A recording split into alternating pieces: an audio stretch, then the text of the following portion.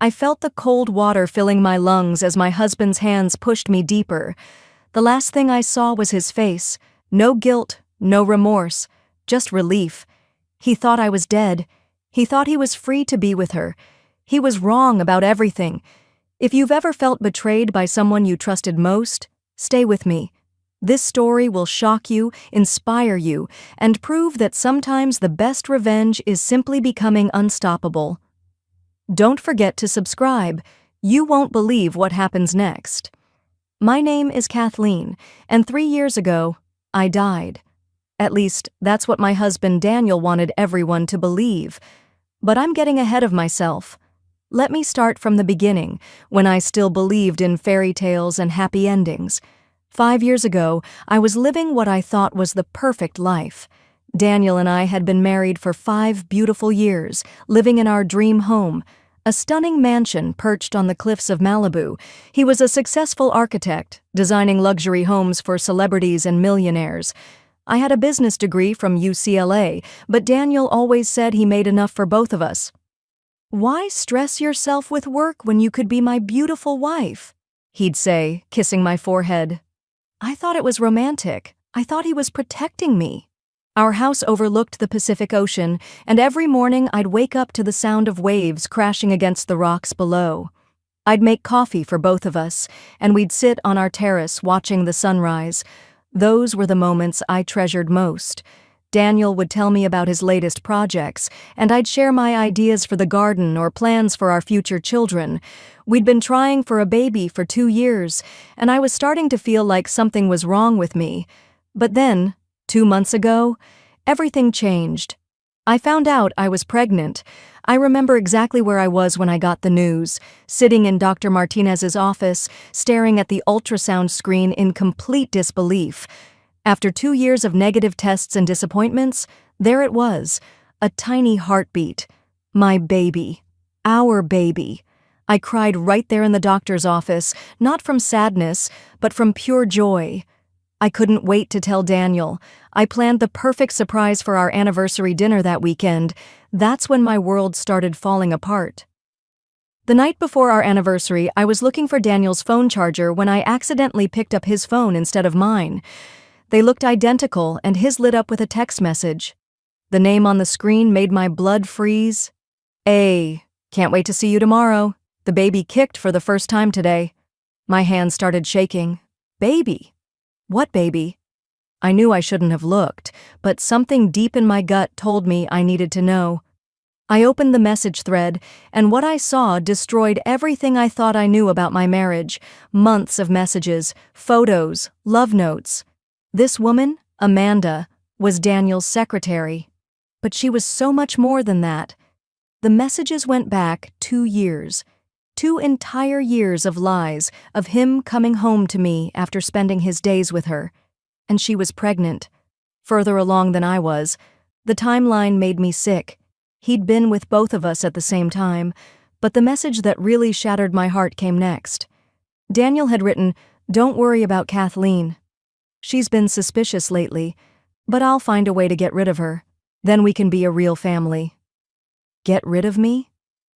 My husband, the man I loved more than life itself, was planning to get rid of me like I was some kind of problem to be solved. I put his phone back exactly where I found it and went to our bedroom.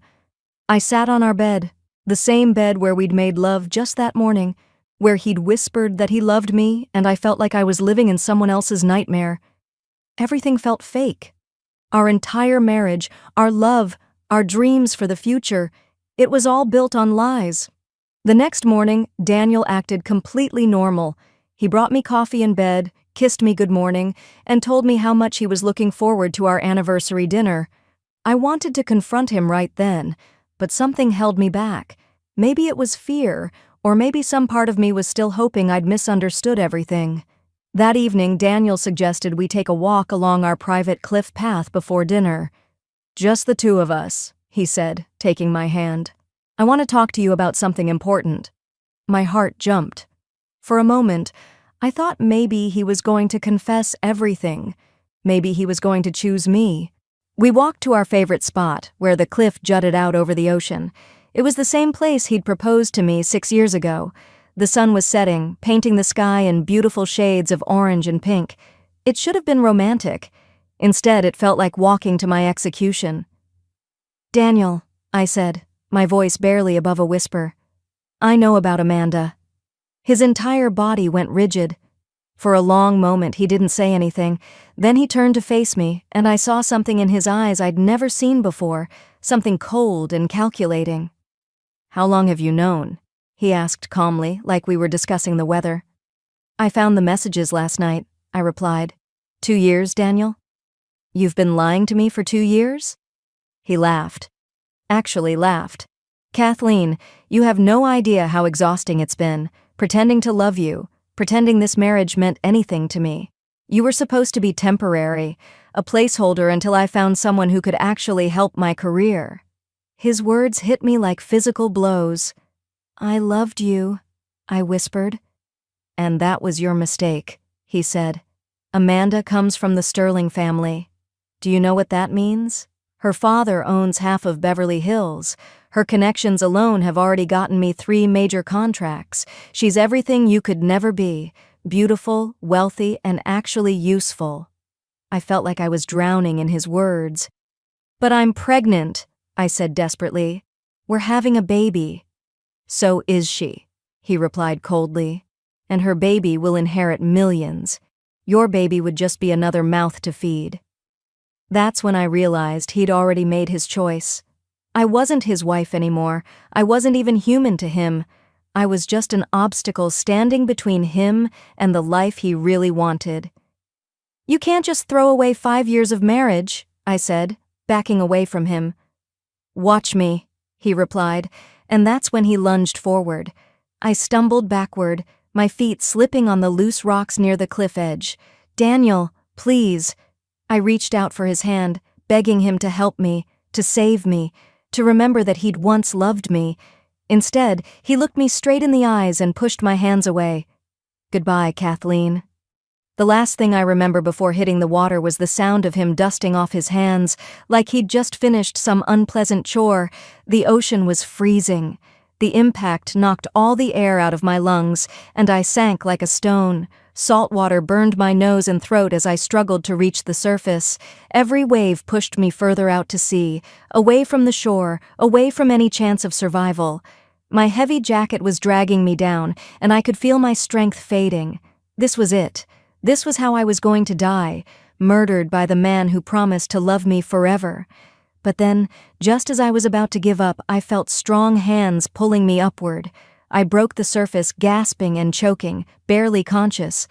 Through my blurred vision, I could see an old fishing boat and 2 faces looking down at me with concern. "Maria, help me get her up," an elderly voice said in accented English. I woke up 3 days later in a small, warm room that smelled like fish and coffee. My entire body ached, and I could barely remember where I was or how I'd gotten there. A young woman with kind eyes was sitting beside my bed holding a cup of soup. "You're awake," she said softly. "I'm Maria Rodriguez. My grandfather and I found you in the water. You've been unconscious for 3 days." The memories came flooding back. Daniel, the cliff, the fall. I tried to sit up too quickly and immediately regretted it as pain shot through my ribs. "Easy," Maria said. "You have 3 broken ribs and a concussion. You lost a lot of blood and—" She paused, her expression growing sad. "I'm sorry.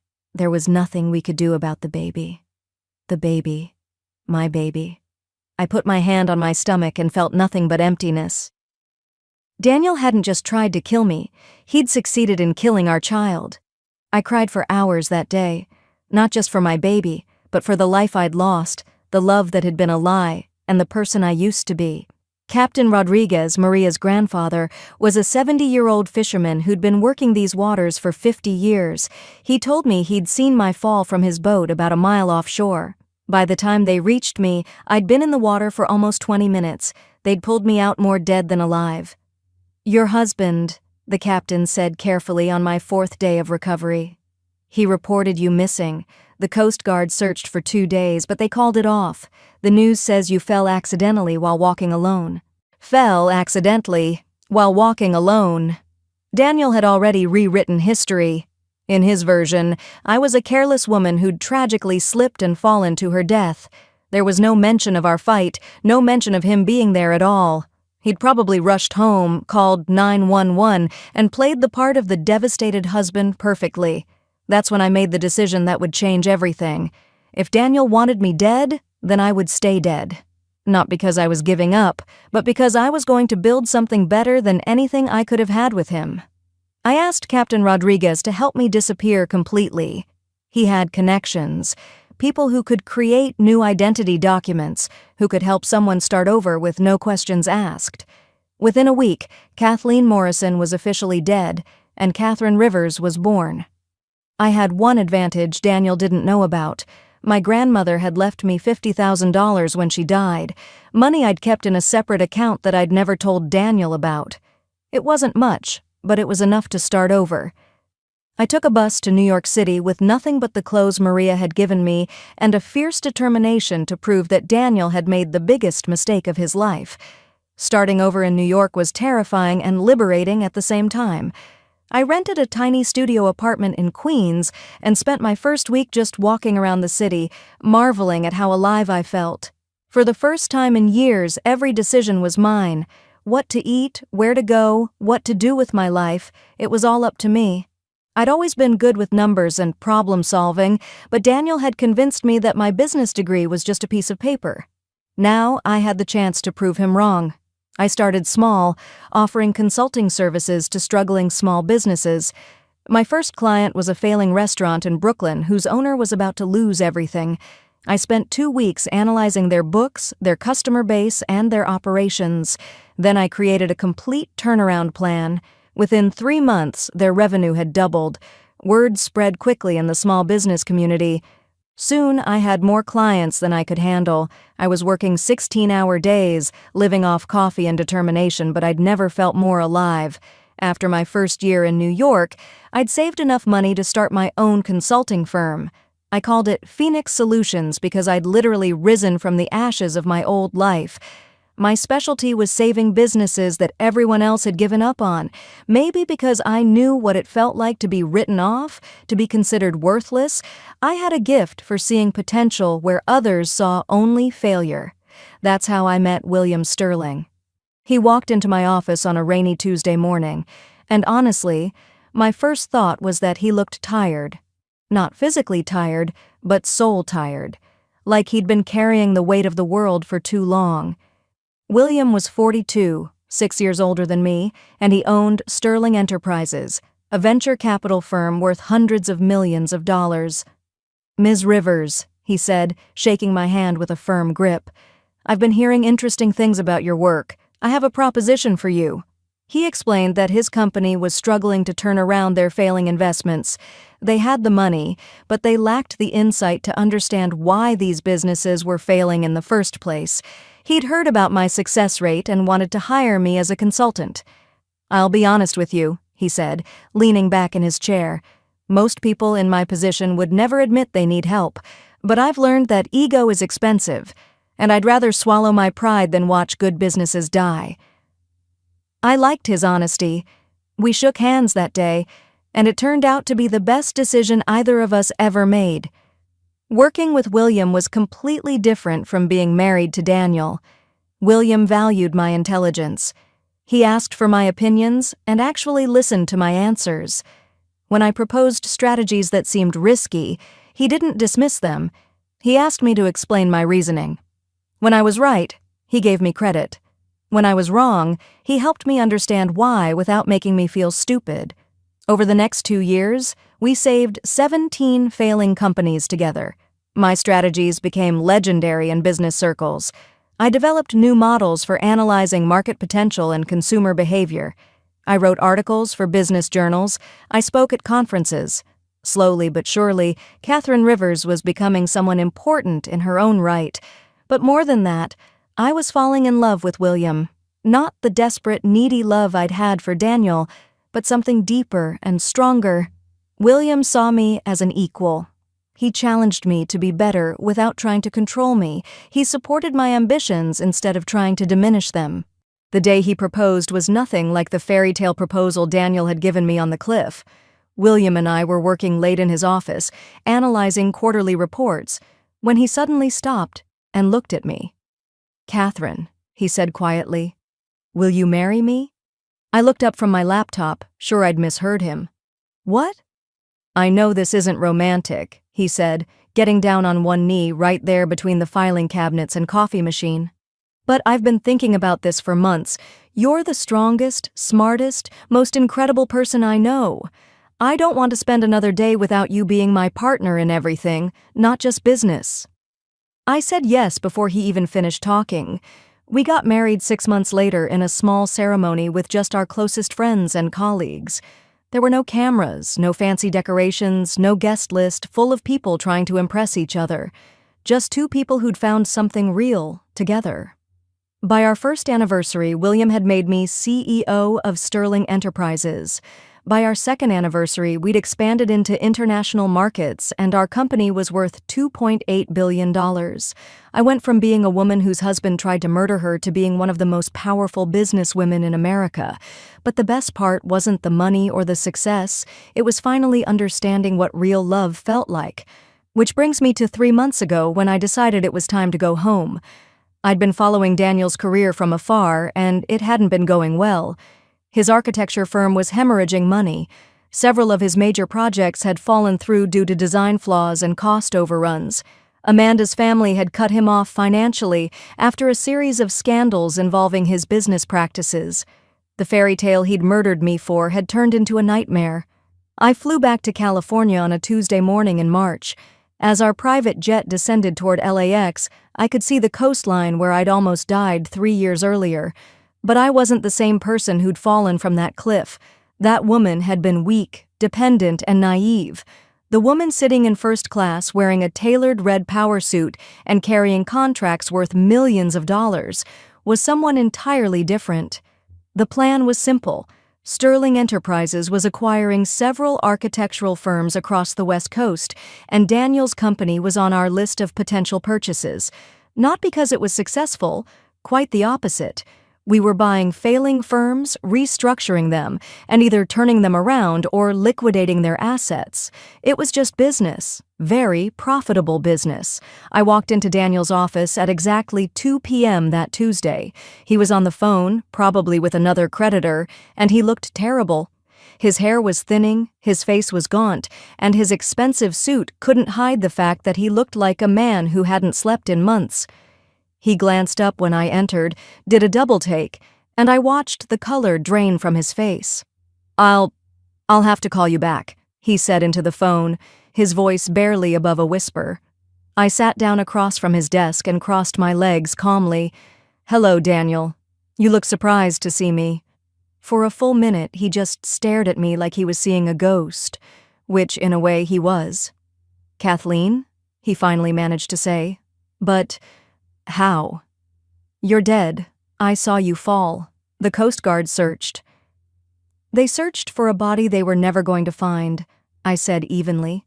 "Lucky for me, someone was watching that night. Someone who cared more about saving my life than you did about taking it." He started to say something, but I held up my hand to stop him. "Let me save you the trouble of coming up with another lie," I continued. "I know everything, Daniel. I know that you and Amanda got married 6 months after my tragic accident. I know that her family cut you off when they discovered your business was built on fraud and lies. I know that Amanda filed for divorce last week and took half of what little you had left. I know that you're 3 months behind on the mortgage for our old house and that the bank is planning to foreclose next month." His mouth opened and closed like a fish out of water. Finally, he found his voice. "What do you want?" "I want to buy your company," I said simply, sliding a contract across his desk. "Sterling Enterprises is prepared to offer you $2.2 million for Morrison Architecture and all its assets." He picked up the contract with shaking hands. "Sterling Enterprises? But that's one of the most successful venture capital firms in the country," I finished for him. "Yes, it is. I'm the CEO." I watched him process this information. Watched him realize that the woman he'd tried to murder had built an empire while his own world crumbled. "You can't be serious," he said desperately. Kathleen, I know I made mistakes, but we can work this out. We were married for 5 years. That has to count for something. It does count for something, I agreed. It counts as 5 years of my life that I'll never get back. 5 years of believing your lies. 5 years of letting you convince me that I was worth less than I actually was. Please, he begged, and I could see tears in his eyes. I was young and stupid. I thought I wanted something different, but I was wrong. Amanda never loved me the way you did. She left me the moment things got difficult. But you were loyal. You were real. I stood up slowly, smoothing down my skirt. You're right, Daniel. I was loyal. I was real. I would have stood by you through anything, but you threw all of that away when you decided I was worth more dead than alive. I never meant for you to actually die, he said frantically. I thought if you left town, maybe got hurt a little bit, you'd realize our marriage was over and agree to a quiet divorce. I laughed, and the sound was cold even to my own ears. You pushed me off a 50-foot cliff into the ocean during a storm, Daniel. What exactly did you think was going to happen? He was crying now, actual tears streaming down his face. I'm sorry. I'm so sorry. I know I don't deserve it, but please, can you ever forgive me? I looked at this man who had once been my entire world, who had been willing to kill me for another woman, and I felt nothing. Not love, not hate, not even pity. He was just a stranger who had hurt me once upon a time. I forgave you a long time ago, Daniel, I said quietly, not because you deserved it, but because carrying that anger was holding me back from becoming who I was meant to be. He looked up at me hopefully. But forgiveness doesn't mean I'm going to save you, I continued. You made your choices 3 years ago. These are the consequences. I picked up the contract and placed it back in front of him. You have 2 options. You can sign this contract, which will pay off your debts and leave you with enough money to start over somewhere else. Or you can refuse, and in 3 months you'll lose everything anyway when the bank forecloses and your remaining clients realize you can't deliver on your promises. What about my employees? He asked. There are 12 people who depend on this company for their livelihood. They'll be taken care of, I assured him. Sterling Enterprises doesn't destroy lives. We create opportunities.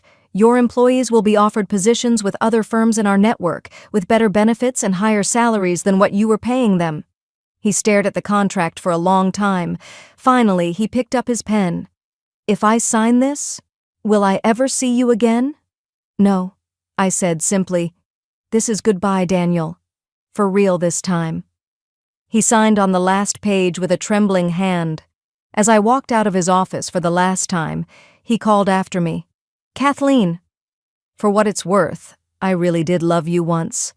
I paused in the doorway without turning around.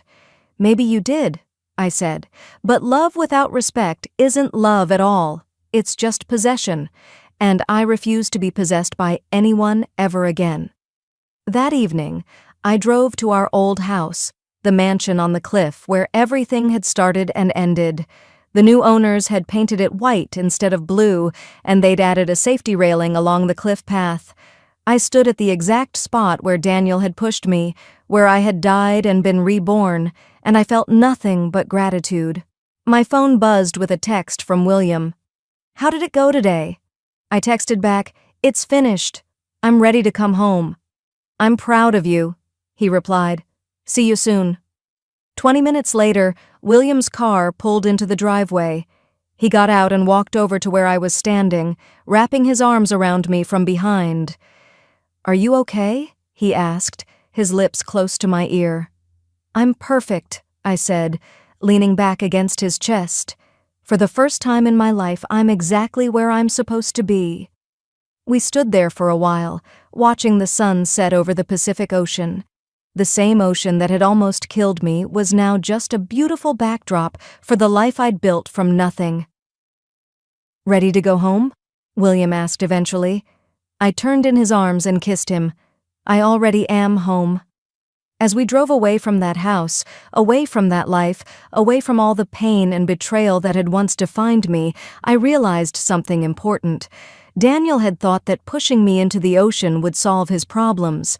He thought it would clear the way for the life he really wanted. He was right about one thing. Falling into that water had cleared the way for the life someone really wanted. It just wasn't his life, it was mine. Kathleen's story proves that our lowest moments can become our greatest comebacks. Sometimes, losing everything is the only way to find out who you really are. If this story inspired you, please like and subscribe for more incredible true stories. Share this with someone who needs to remember their own strength. What would you have done in Kathleen's situation? Let me know in the comments below. Remember, you're never as powerless as someone wants you to believe. Your story isn't over until you say it is.